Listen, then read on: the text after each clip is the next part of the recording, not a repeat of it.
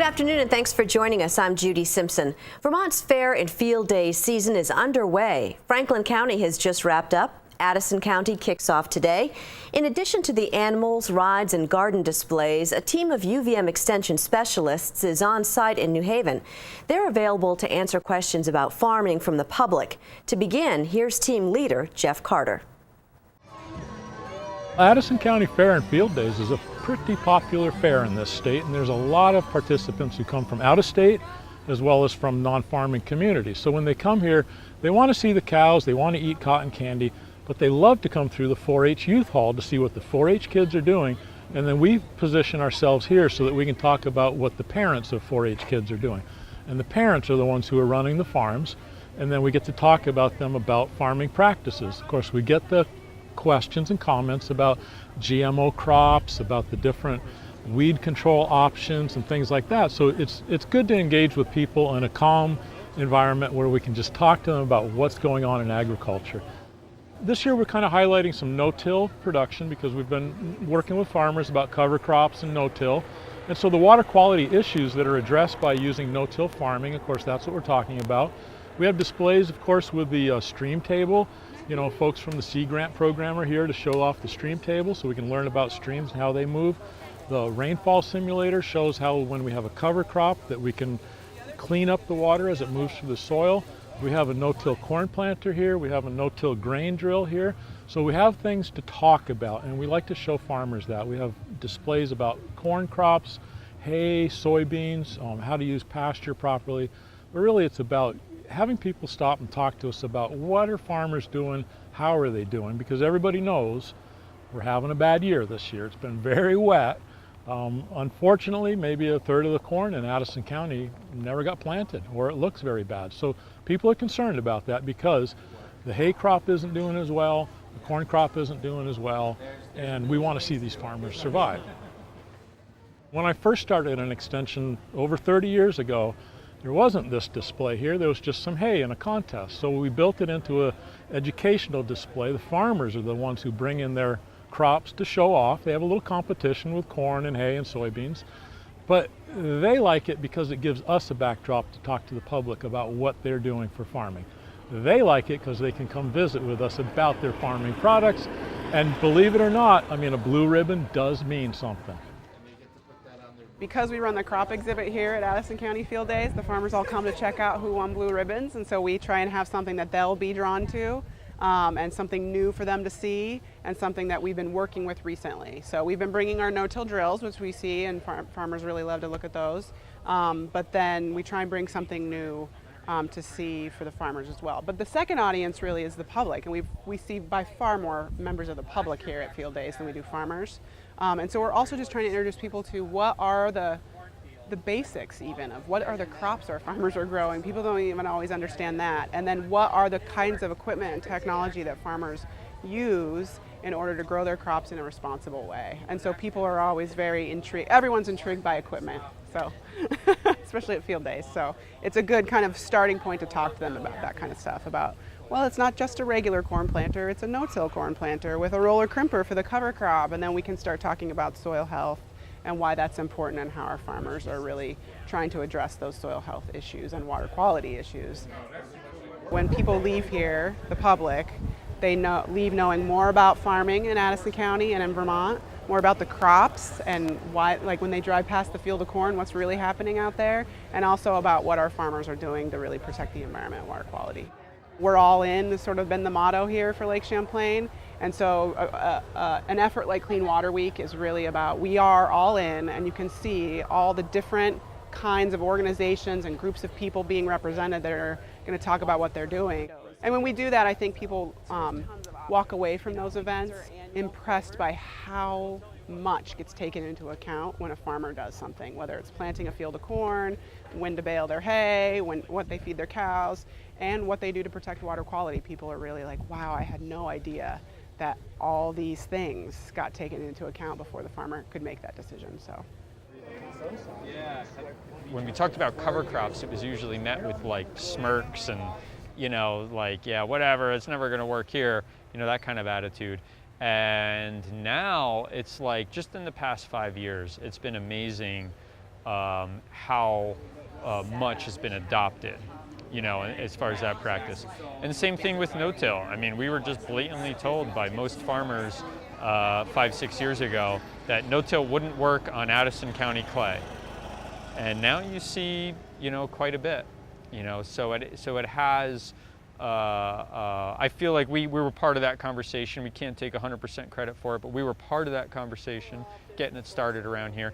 You don't have to convince them on no-till anymore, right? They're convinced. They need to know the specifics on how to do that. Cover crop mixes, same thing. You don't need to convince them about cover crops. They bought into it, but they kind of want to know, like, should I plant radishes or rye, or the actual specifics. Absolutely right. And we were like, we maybe started the conversation, like I said, and we were met with like I said, smirks a couple of years ago, but now people listen, and they're seriously interested.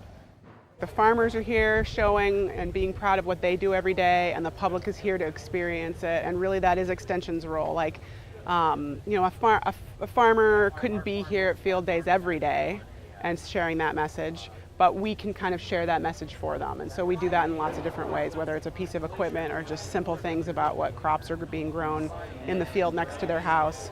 And then we can kind of share that story. They do really care. Like, people get really interested and they start asking questions, and they thank us for sharing that information, and they say, oh wow, I learned so much. And that's our hope, that we're not going to reach everyone at Field Days, and they might have walked in this barn for some completely other reason, but we hope that when they leave, they've left with just a little bit more information. I'm always, that's why we keep coming back every year, right? We're here all week. It's a big investment of our time and our energy, but it is definitely something that's really important to educate the public. And as less and less of us are farming, it's more and more important for Extension to be able to get that message out to everybody. Addison County Fair and Field Days runs from today through this coming Saturday night, August 11th. Next up is the Vermont State Fair in Rutland. It opens on Tuesday, August 14th. Vermont held its own at the recent 4-H Shooting Sports National Championships that were held in Nebraska. In June, we highlighted the 8 Vermont 4-H Club members who are competing as individuals in 2 disciplines. They also participated in various team events. In all, more than 650 youth from 37 states took part in individual and team competitions.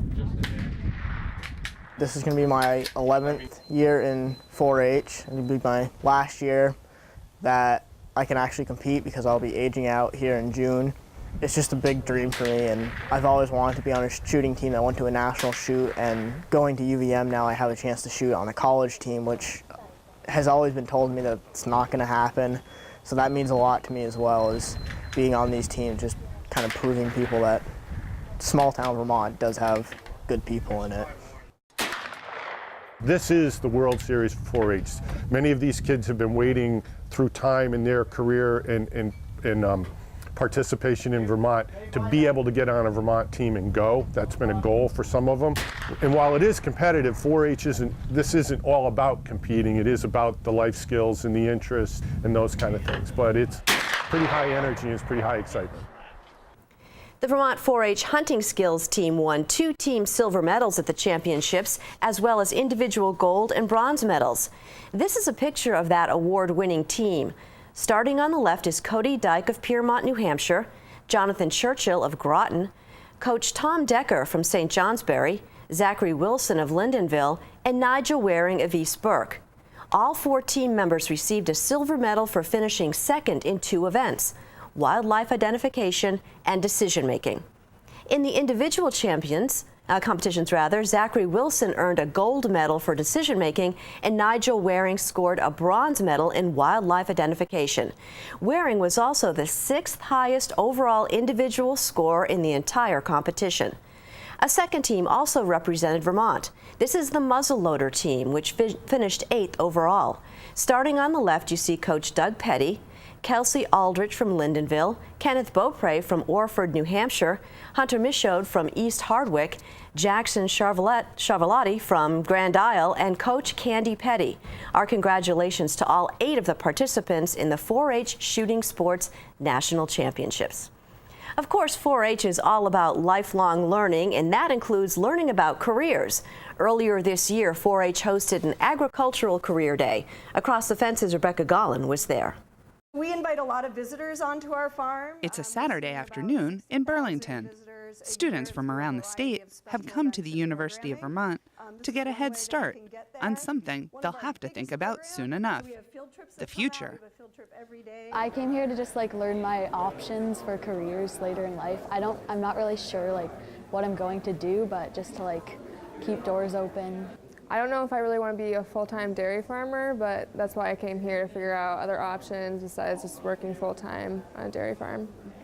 Today, I just really wanted to learn more about where I can go with it, whether or not really going into horses as a trainer or something would be as involving as going into something like food and water services and all those sort of things. It was really just so I could learn more about the industry itself, how diverse it is. These high school students are interested in careers in the agriculture industry. They came to hear from the experts. Today here at the Davis Center at the University of Vermont, we are having our Agricultural Career Day, where we have professionals coming in and giving a 5-minute presentation about who they are, what they do, the value of the education that they had, and advice that they would give to students and 4-H members that came today. Speakers included professionals from feed companies, equine and dairy farm management, agronomy, and food manufacturing, among others. Everyone offered some good tips.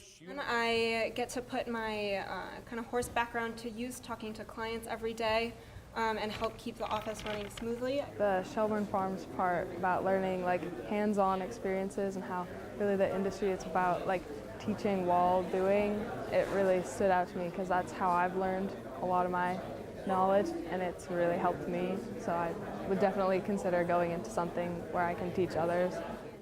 UVM Extension Director Chuck Ross was on hand to share his own experiences in the ag world. He hopes that this day is just a start for these students as they think about their options. One of the things I heard today that I thought made a lot of sense is to take some business classes, because business understanding and competence is something you'll use in your personal life, and if you're going to be a part of a profession, every profession is its own business. UVM Extension 4-H was a sponsor of the event, but it was open to all high school and college students from around the state. What we're trying to do is broaden their horizons to know, yes, you may show a dairy cow, but part of that is the feed companies and the other businesses and what they do and who they are. Maybe in 5 years they won't have a dairy cow, but they can still be involved in agriculture, and this type of opportunity gives them that exposure to find out what else is out there. And as these students found out, there's a lot out there. I'm interested in finding internships and just figuring out, it was really to find more options besides just dairy farming, and I saw a couple of things, but I'm looking for more. There's so many options for what you can do with agriculture. You can be in a lab, or you could be on the field working with animals. There's a lot of equine opportunities here that definitely be looking into. We have a growing population that needs to be fed, and the manner in which we produce our food to feed those people can actually change the world in which you are going to be inheriting from people like me. It's a chance for the next generation of Vermonters to think about the future and get the advice they need to start planning for it. In Burlington, I'm Rebecca Gollin with Across the Fence. The hands-on learning. Thank you, Rebecca. For our final story this afternoon, we're going to talk turkey. Actually, it's the state that wants to find out about turkeys from you. Wild turkeys are found throughout most of the state. Every August, the Fish and Wildlife Department monitors the birds' reproductive success. They rely on citizen scientists like you and me to report the number and the location of turkey families seen during August.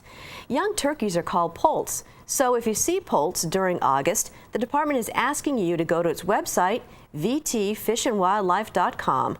On the site, click on the Turkey Brood Survey. With your help, Fish and Wildlife says the survey helps assess the impacts of winter and spring weather on the turkeys.